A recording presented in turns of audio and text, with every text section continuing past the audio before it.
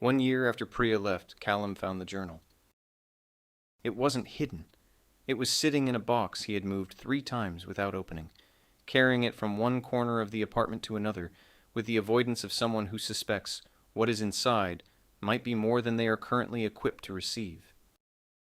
For a year, Callum had been telling himself a story where Priya stopped loving him, where she gave up on something real because it had become difficult. He opened the first page on a Tuesday afternoon while cleaning, not looking for anything. Within 3 sentences, he understood that he had spent an entire year blaming the wrong person.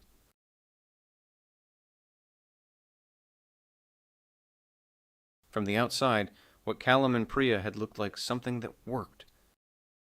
They had the shared apartment, and the established routines, and the social life that presented well to the people around them, who weren't looking too closely at what existed underneath the presentation. The arguments that started appearing weren't loud enough to flag as serious. They were the ordinary kind, the kind that seemed like friction rather than fracture, like the unavoidable minor collisions of 2 people living in close proximity. Priya kept asking for conversations. Callum kept postponing. Not with any intention to dismiss what she was asking for, not with any awareness that the postponing was accumulating into something she was quietly tracking. She would ask if they were okay, and Callum would say yes, because from where he was standing they were okay, and he believed his own answer completely, because he had not yet understood that okay meant different things to each of them, and that the distance between their definitions was itself the problem. One night, Priya asked if he ever felt like she was talking, and he was hearing her but not listening, and the distinction she was drawing between those 2 things was specific enough that it should have told him something important about how carefully she had been paying attention to what was happening between them. Callum laughed. Not cruelly, just the easy laughter of someone who doesn't recognize the weight of the moment they are standing inside. Priya didn't laugh. The breakup, when it came, felt sudden to Callum in the way that things feel sudden when you have not been paying attention to their approach. Priya stood in the kitchen and looked at him with an expression he had seen before without understanding it, and said she didn't know how to keep asking for the same things. Not angry, just tired in the specific way of someone who has been carrying something for a long time and has finally put it down and is standing beside it without the energy to pick it back up. She left, and Callum began constructing the story that would carry him through the year that followed.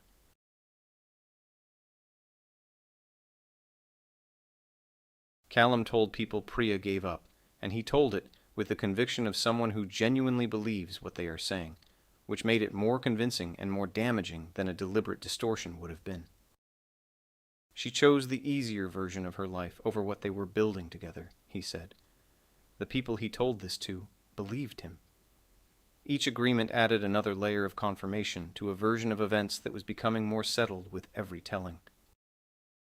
Callum replayed the breakup repeatedly, looking for the single identifiable moment that explained everything, the exact point where it had gone wrong enough to become unfixable. He couldn't find it, and the inability to find it became evidence in the story he was telling that the problem had originated in Priya rather than in anything between them. He dated other people briefly and without investment, comparing each of them to Priya, in the way you compare new things to the thing that preceded them, when you have not yet been honest about why the preceding thing ended. For an entire year, Callum maintained this version with the consistency of someone who has confused repetition with truth. Then he found the box, then he found the journal inside the box, and the story began coming apart in the first 3 sentences of the first page.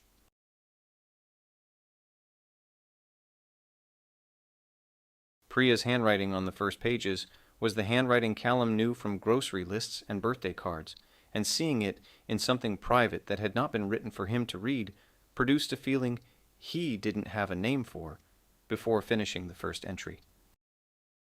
She had been keeping track of things, not obsessively, in the quiet way of someone trying to process an experience too large to hold entirely in thought. She had written about dinner plans she had made and the way they had dissolved, not through any single dramatic cancellation, but through accumulated small deprioritizations that had eventually made her stop making them. She had written out conversations she had wanted to have, drafting in the journal things she needed Callum to understand, some of which he recognized as having eventually been said, and some of which he had no memory of ever hearing. Then he found the entry that stopped him. Priya had written about an evening Callum could date precisely because she had dated it, an evening he remembered as unremarkable.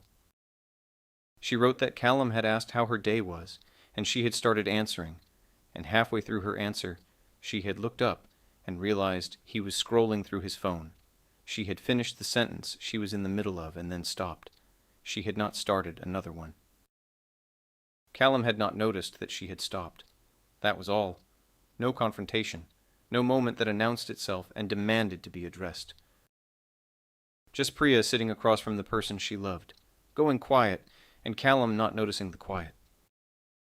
He sat with that for a long time before turning to the next page, and then he found the entry written 3 days before she left.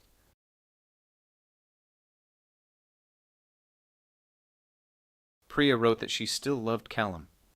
She wrote that that was the problem, that if she had stopped loving him, leaving would have been straightforward.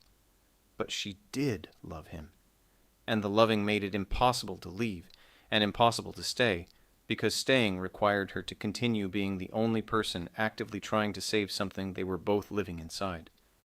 Priya wasn't exhausted by loving Callum. She was exhausted by loving him alone. Callum sat with the journal and remembered things he had not allowed himself to remember accurately for 12 months. The conversations Priya had initiated and the ones he had postponed. The questions she had asked that he had answered with the ease of someone who doesn't understand that a question is sometimes the surface of something much deeper, hoping to be reached by the response. The small and ordinary moments where she had reached toward him, and the reaching had gone unmet often enough that she had gradually begun reaching less. Then he read the line he has not been able to stop thinking about since that Tuesday afternoon. Priya wrote that she wasn't asking him to change. She was asking him to notice. That was all she had ever been asking.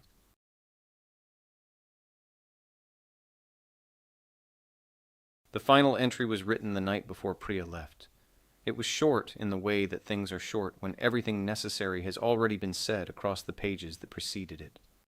She wrote that she hoped one day Callum would understand, not because she needed him to feel guilty, but because she needed him to know that she had stayed for as long as she could, that the leaving had been the last thing she wanted to do, and the only thing remaining to do when everything else had been exhausted. Callum closed the journal and sat in the apartment that had once been theirs, and looked at the spaces where Priya had been. The corner of the couch where she had always sat. The kitchen counter where she had stood and tried to tell him things he had heard without listening. The anger he had been living inside for a year did not disappear cleanly in a single afternoon. But something beneath it shifted, moved from one configuration to another in a way that made the whole structure feel different. Less like something done to him, more like something that had happened between two people, one of whom had been trying to prevent it for much longer than the other had understood. For a year, Callum believed Priya left because she stopped loving him. The truth was harder. She left because she never stopped. Because she had loved him through everything, past the point where loving him was giving anything back that sustained the loving, and had finally, with more grace than he had given her credit for, put down something she could no longer carry alone. Callum would spend a long time understanding what to do with that truth, but he would spend it differently than he had spent the year before it, because now he finally knew what had actually happened. And knowing, even when it arrives too late to change anything, is still its own kind of beginning.